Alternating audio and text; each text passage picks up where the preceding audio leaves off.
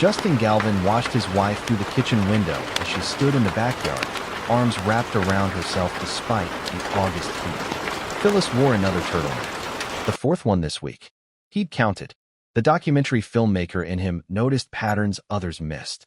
That's what had earned him 2 regional Emmys and a reputation for exposing uncomfortable truths. But nothing prepared him for turning that same scrutiny on his own marriage. It started small. The locked bathroom door. The phone call she took in the garage. Then came the turtlenecks in 90-degree weather, the silk scarves, the high collars. Last Tuesday, he'd glimpsed bruises, purple and yellow, fingerprint-shaped, on her collarbone before she'd yanked her shirt up with trembling hands. Allergic reaction, she'd said, voice brittle. New detergent. He'd checked. Same Tide Pods they'd used for 3 years. That night, Justin lay awake beside her. Phyllis thrashed, mumbling. Then clearly, "Please stop." Her face contorted. I can't do this anymore." He'd reached for her, but she'd jerked away in her sleep, a sob catching in her throat. The next morning, Justin waited until she left for her job at Matthews and Associates Consulting before he moved. He wasn't proud of what he was about to do, but the journalist in him knew something was profoundly wrong. The husband in him needed to know what.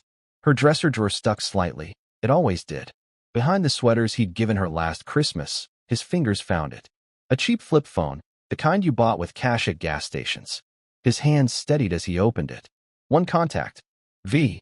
The message history made his stomach drop. Tonight, 8 p.m., the usual place. You look good today. Wear the blue dress tomorrow. Don't test me again. Justin sat on the edge of their bed, the phone cold in his palm. The usual place. He checked the timestamps. Every Tuesday and Thursday for the past 6 weeks. Always the same times.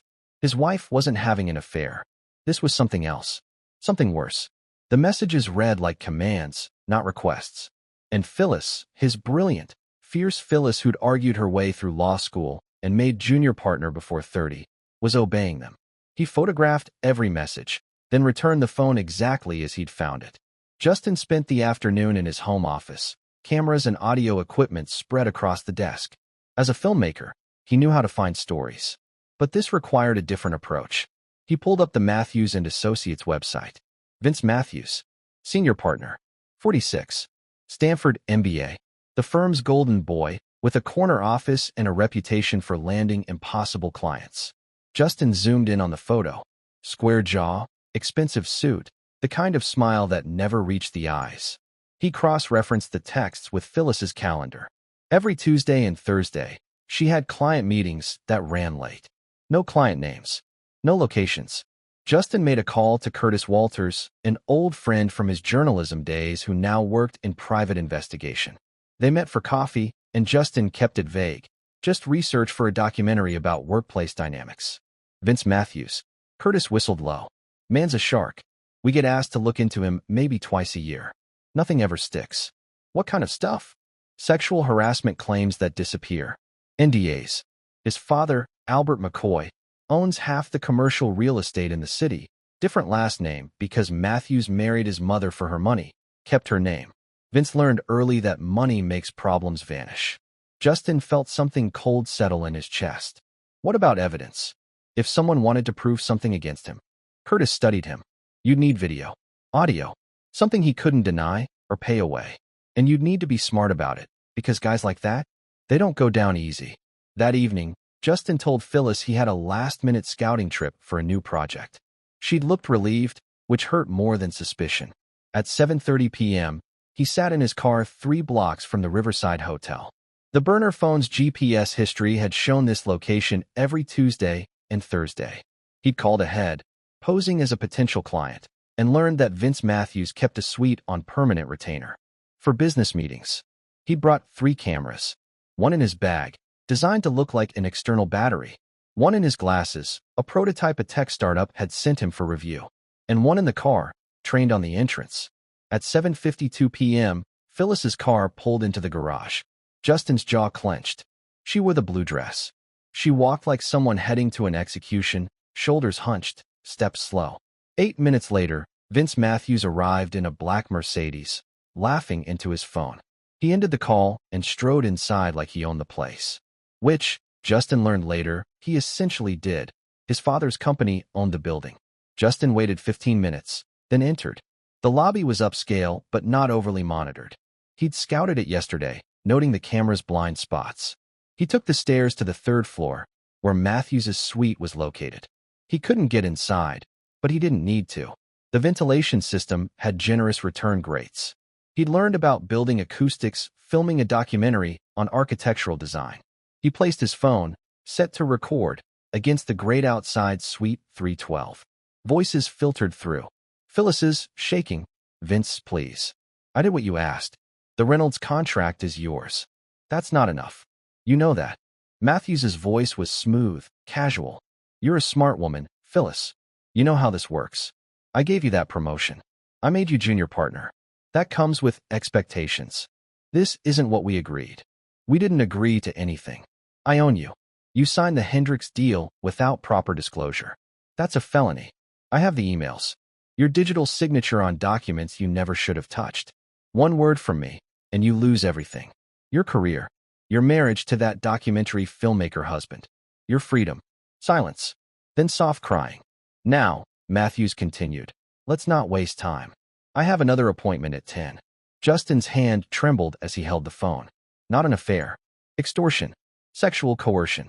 And Matthews had leverage, real or fabricated, over a crime. He waited another 30 minutes, recorded enough to make him sick, then left. In his car, he didn't allow himself to break. Not yet. He drove to Curtis's office. I need everything you have on Vince Matthews, Justin said, sliding an encrypted drive across the desk. And I need to know about the Hendricks deal at Matthews and Associates. Someone there set my wife up. Curtis's expression shifted from confusion to understanding to anger. How deep are you willing to go? As deep as it takes. Over the next week, Justin became someone he didn't recognize. A ghost in his own life. He smiled at Phyllis over breakfast, kissed her goodbye, and spent his days building a case. Curtis delivered. The Hendricks deal was real, a $15 million contract between tech startup Hendricks Industries and a pharmaceutical company. Phyllis had been the lead attorney. But the documents Curtis uncovered told a darker story. Someone had backdated disclosure forms and altered filing timestamps. The digital signature was Phyllis's, but the metadata showed the documents were modified from Vince Matthews's computer. He'd framed her, then used that frame to control her. There's more, Curtis said, spreading photos across the conference table.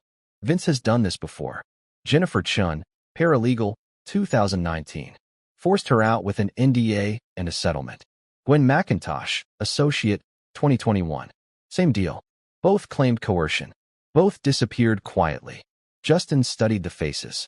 Young women. Talented. Destroyed. His stepbrother knows, Curtis added. Derek Page. He's Vince's VP, but hates his guts. Their parents married when they were teenagers. Derek's seen what Vince does. He's tried reporting it internally, but Albert McCoy, Vince's father, buries it every time. Can we get Derek to talk? Maybe, if you give him cover. Justin reached out to Derek through a mutual LinkedIn connection, framing it as research for a documentary on corporate ethics. They met at a diner far from downtown. Derek Page was 40, with tired eyes and the slumped posture of someone carrying weight. You're Phyllis Galvin's husband. Justin didn't deny it. She's a good person, Derek said quietly. She didn't deserve this. None of them did. Tell me everything. Derek talked for 2 hours. How Vince had learned manipulation from his father, who'd built an empire by destroying anyone in his way. How Vince saw people as tools. How he'd been protected his entire life by money and connections. He keeps recordings, Derek said. Insurance, he calls it. Video, audio, documents. Everything he uses to control people. He stores it in a safe in his office. Top floor, corner suite. Biometric lock. Justin leaned back. You're willing to help? I have a daughter, Derek said. She's starting law school next year. I can't let her enter a world where men like Vince go unpunished. The plan took shape over 72 hours. Justin called in favors from every contact he'd built in 15 years of documentary work. Tech experts, security consultants, even Ronald Manning, a retired cop who owed Justin for a story that cleared his son's name. The strategy was elegant. They couldn't just expose Vince. He'd lawyer up, his father would pay off anyone necessary, and Phyllis would be collateral damage. They needed to make him confess on camera in a way that couldn't be denied or bought off. Justin would wear a wire to the next meeting. But first, he needed Vince to believe he had the upper hand. Thursday afternoon, Justin sent Vince an email from his professional account. Subject: Documentary opportunity. Mr. Matthews, I'm producing a documentary on successful business leaders under 45. Your name came highly recommended. Would you be interested in an on-camera interview? Vince's ego was predictable. He responded within an hour, suggesting they meet at his office the following Tuesday. Meanwhile, Derek provided building access codes. Justin's tech team, led by Rodolfo Anderson, a security specialist who specialized in exposing corporate fraud, mapped the office layout. They identified the safe's location, the surveillance system's blind spots, and Vince's routine. Phyllis knew nothing. Justin couldn't risk her reacting in a way that tipped Vince off. He hated lying to her, but every time he saw the bruises fading on her neck, his resolve hardened. Sunday night, Phyllis broke down. Justin found her in the bathroom, mascara running, shoulders shaking. I'm so sorry, she whispered. I'm so sorry. He held her, his heart breaking. Whatever it is, we'll fix it. You don't understand. I've done something terrible. Phyllis. He tilted her chin up. Whatever happened, whatever you think you did, I love you. And I'm going to make this right. She searched his face, desperate to believe him. You can't. He's too powerful. No one's too powerful for the truth. Tuesday arrived with cruel sunshine. Justin met his team at 6 a.m. in a rented office space 3 blocks from Matthews & Associates.